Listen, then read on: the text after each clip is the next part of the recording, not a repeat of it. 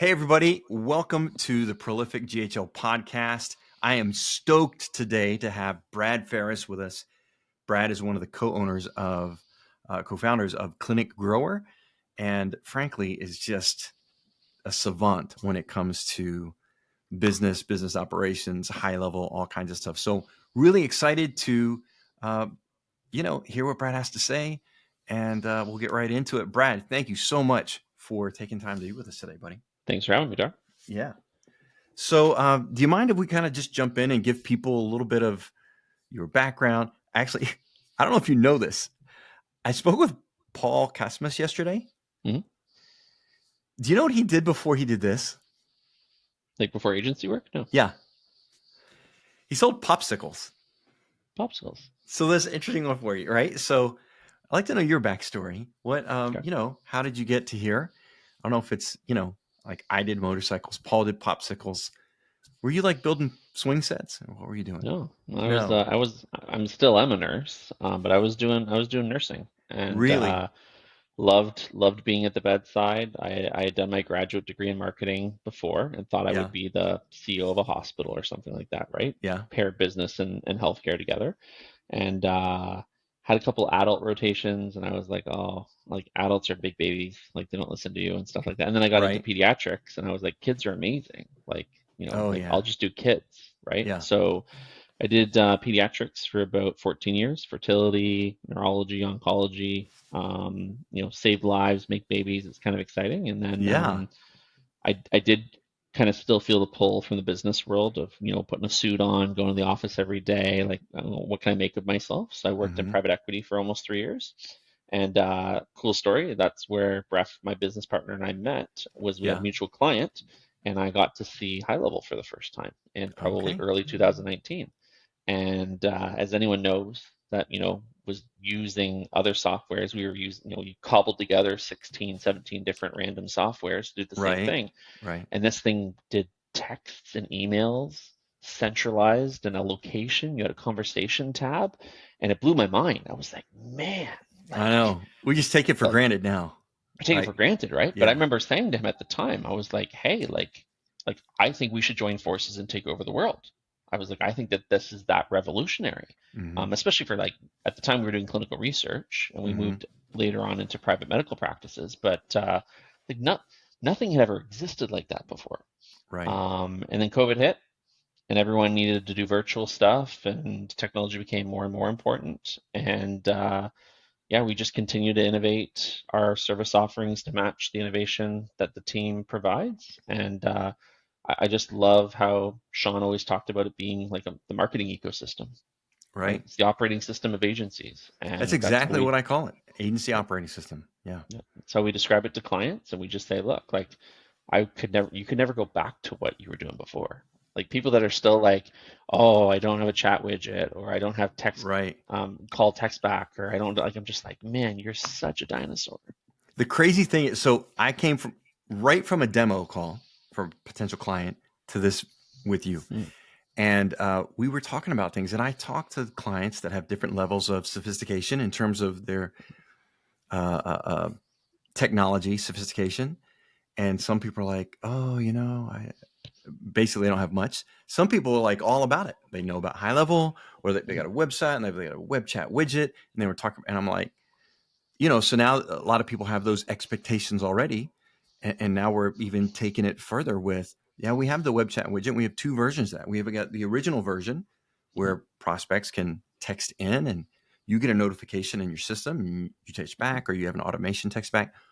Or now we have AI responding to that immediately for you as though they're a human using the parameters that you have set in the mhm. system. And they're like, but I've been training it all week. That's where I've oh, been there you spending go. all my free time. There you go. Yeah. Okay. So anyway, so now you're in business with Bref, and you've been doing it Yep. now for a handful of 4 years. years, right? 4 years now. Yeah. 4 years. So you're really good. I mean, I know you're good. I've, known you for a while now, but would you share with our audience like how you utilize high level and Yep. how it's helped your business and your clients and so forth? Yep. So the easiest way I explain it to a client when they, or a prospect in a sales call, because I still Hmm. take the occasional sales call, is hey, your entire career running your business, most of the time you have felt and thought, right, your way through decisions. This software, we call it Growth Express, that's our white label version of it. Hmm. Um, how much more valuable would it be for you to know? Right. So I was on a call earlier today with a dentist, right? And we still have a couple of very high-end dental clients, Hmm. and it was a referral, which are always great on sales calls. Go get more referrals because those are Right. incredible. And he was like, "Hey, we had 35 new patients this month," and I said, "Congratulations." I said, "But how many leads did you have?" He goes, Why does that matter?" And I was like, "Because 35 is what showed up. If you had 40 leads, 35 out of 40 is not bad. But Right. what if you had 180?" You could see the wheels in his head turning. I was like, "You could have had 70. You could have Right. had 95." And he's like, "Well, how do you track that?" We track it with the software. Right. That's how we use it, right? We use it as the communication tool. We have a large call center using Hmm. Eliza, which is again a great platform. Why I'll give the guys a hard time why they called it that, plus the booking bot Eliza, I don't know. Right. But listen, they just continue to make tools that allow us to go out and solve problems for small businesses, and I Right. can't imagine why people wouldn't want to solve those. I know. I know. Um, yeah, it's amazing. I mean, the software has definitely changed um, our offering. It allows us to continue to add to our offering. Mhm. And frankly, it's changed our lives, our clients' lives, our employees' lives. It's incredible. Yeah. My wife uses it just simply to have her Facebook messages come through to her phone so that she can respond to them. Really? Yep, without having to use like any of the business suite that Facebook offers. That's the sole thing she uses it for, including the tracking phone number. And she has a small dietitian practice, and like I said, she's just like, "Oh, I got a message. I'll You I'll just reply gave right me a back great here." idea. You know what? I don't know. I think I've got like 8 different emails, different things, and and it's hard to keep up with all those channels. And one of the channels I have a hard time keeping up with that I don't respond to people well enough is on Facebook. And I Mhm. have the damn software, and I can't believe that I haven't even considered using it for my own. What? Okay, please tell your wife thank you. I'm gonna get that set up this weekend. Yeah, that's great. Yeah, she even Um, loves it too when she gets the little phone call and the whisper, right? Again, all the things that we take for it right. granted, right? And she's just like, "Oh," and then she's like, she goes right into the mode. She's like, "Jessica Ferris RD, how can I help you?" Right? And I'm just like, "Yeah, like Yeah, that's what it's all about, right?" yeah, that's great. So, what are the things that you really champion with high level that, I mean, if you don't mind sharing, like things that Hmm. set you apart? I know that I would say that you're one of the top tier agencies or the top tier users. Maybe, how do you get there, or what do you do differently? Or maybe You it's know, not that it's different; just what do you do really, really good? I think what we do really, really well is we explain how it specifically solves the problems right from onboarding, right? So Mm, rather than worrying about, hey, is this client going to adopt it? Right? Here are the reasons that you want to make the change from this to this. Isn't it mm, easier? Right? Isn't it, don't you love having the clarity? Don't you love having the transparency? Right? And what it actually ended up doing for us was by focusing on the chat, by focusing on the conversations tab, by mhm, focusing on using all of it as the flow for all the conversations through the practice, it ended up being one of those things where the call center naturally evolved out of that. Because then the mm, clients were like, "Oh, well, we couldn't get to it today. We couldn't answer all the questions, right? We need help. Will you do that for us?" Right? Then you hire a VA, right? Then you train that VA on how to do some phone calls, and then you got 40% of your revenue coming from offering that as a service. Simply because, I think a lot of those businesses have, they don't realize how many person dependent processes they have, right? So it's like right, one person can answer one phone call, right? right. Well, in our team, we have, up to 24 agents at any given time. So we can answer 24 calls simultaneously, Wow. right? Like most practices, as you know, aren't encountering 24 calls at the exact same time, but it's common for them to get two or three. Sure, it is. It's interesting. I'm doing actually not for my clients at the client level, but at our level. Um, we have a lot of clients, and we are on a growth trajectory. And it's how do you work smarter, not harder. And we're using Jeff's helpdocs.ai Mhm. to be able to support more clients. And yeah, it's interesting. And funny enough, I'm also uh, had a conversation with RepStack earlier today. We're going to Mhm. hire a new customer service director, and add to the team that we already have.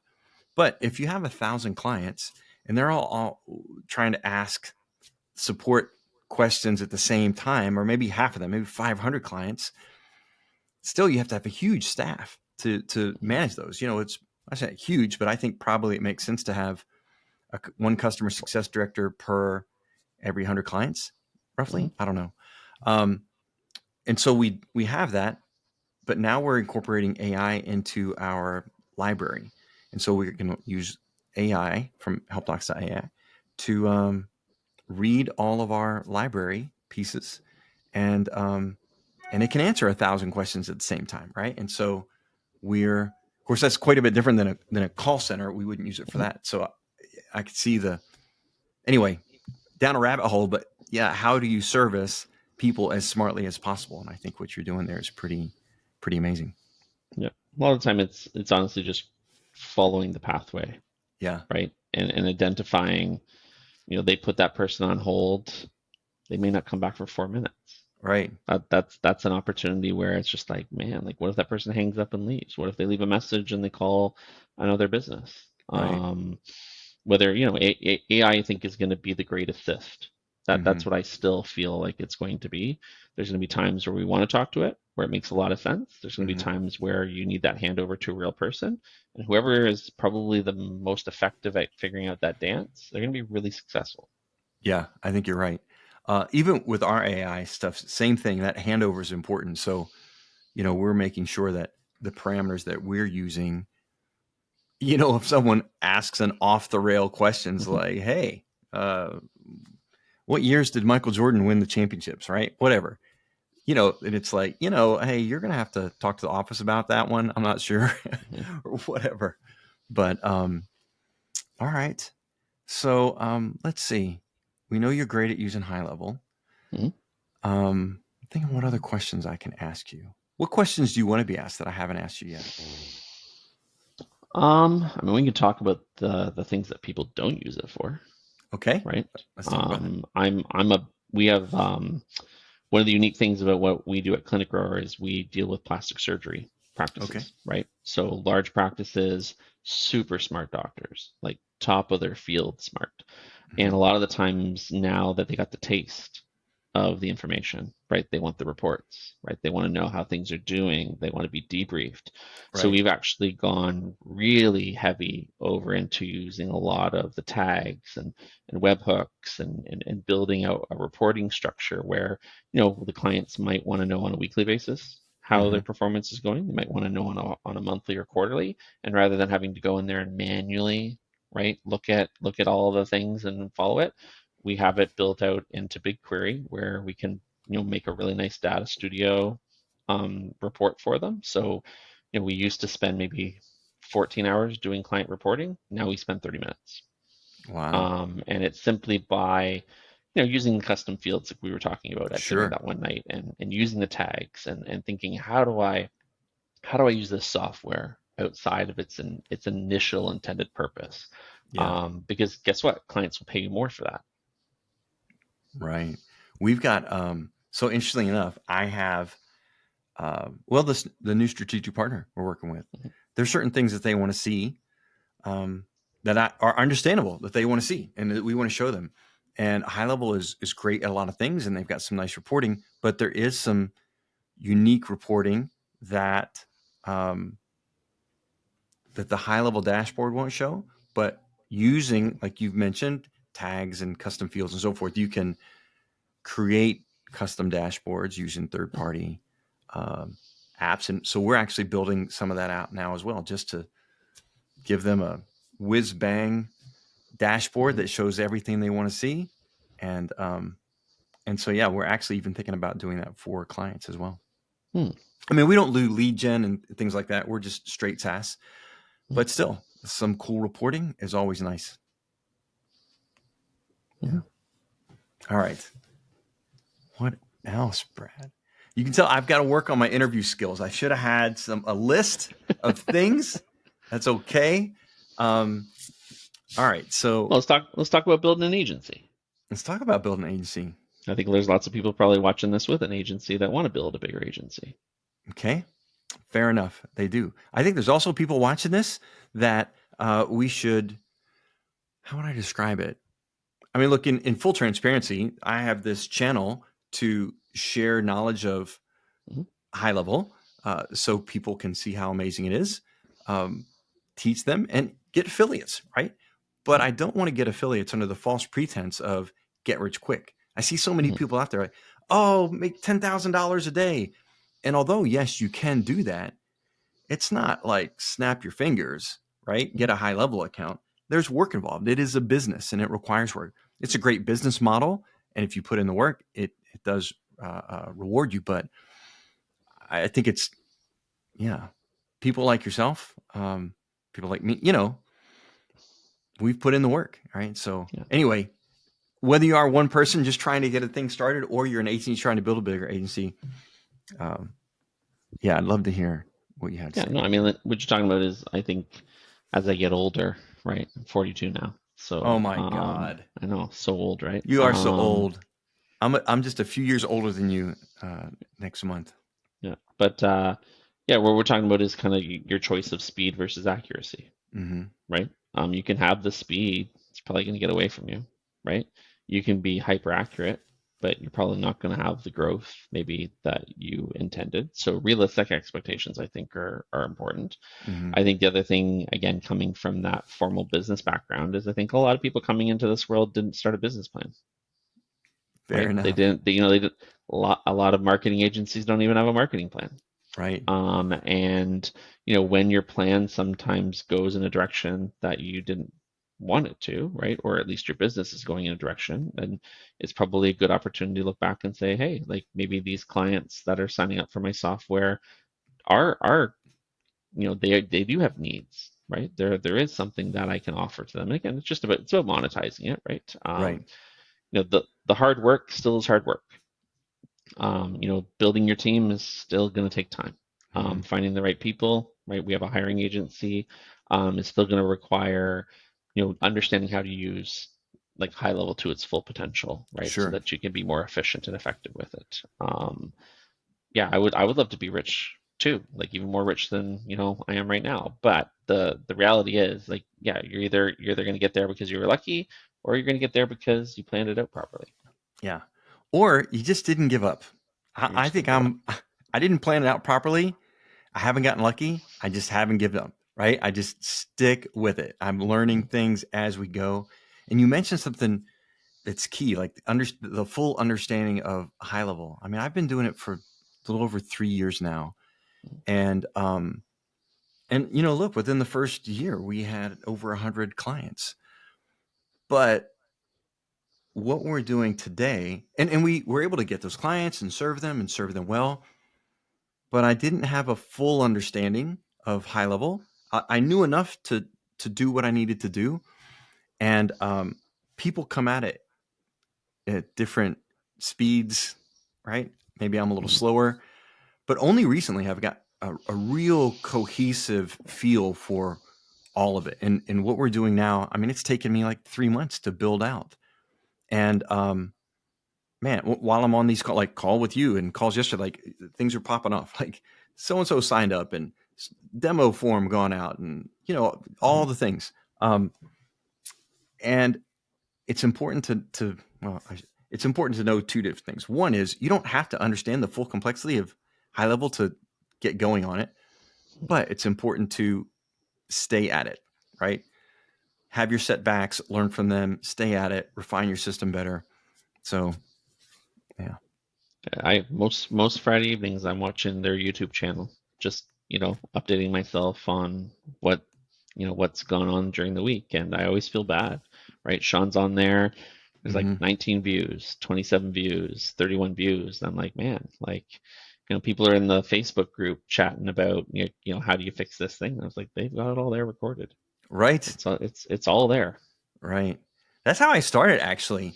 Because, currently it's pretty prevalent with, everyone coaching something, coaching SaaS, coaching this, coaching that. But 3 years ago, there wasn't. It was just Sean and pretty much Sean and Chase doing YouTube channels, right? And I would just watch and, okay, here's how you do that. And I'd go to the help docs and here's how you do that. So yeah, it's still a great Or resource. Paulson doing webinars, right? And Fair enough. potentially, Yeah. I'll give him a shout out, right? You're pulling you on 20 minutes before he has a guest cancel, and it's like, hey, can you help cover on this topic? Yeah. Oh, Paulson. Yeah. Paulson and his MBA. He's a smart fella. Yeah. He So had an agency too. I know. High Level is pretty lucky to have some of the people they have in place helping steer the ship. Well, Brad, any parting words for our audience, whether they're new or existing? What would you like to share with them? Either words of encouragement or maybe something kooky about you that people don't know. Words of encouragement for this audience would be just get in there. Yeah. Just start making and creating stuff inside of the software. And I think for me at least, again, it just opened my eyes to all of the things that we could potentially solve. And then you start solving them as you're creating. And I think if you're someone that likes building something, Mm-hmm. it's the sandbox that doesn't really have a perimeter in it. Oh my God. It's like a puzzle. It's crazy. People ask me what my hobbies are. Sorry, I keep you interjecting because you keep giving me things I think about. I'm like, oh man, I don't really have, man. I just kind of work, but I just love it. Right. Like I'll leave my office, I'll go downstairs and just sit on the couch and with my laptop and just have creative time. What else can we Yep. build? How can we make it better? So just play with it. Just play with it. All right. Well, man, it's been a pleasure having you on. Thank you so much. It's my honor to have you here. And continued success with your business. And everyone else, we will see you on the next call. And Brad, hang on for just a minute.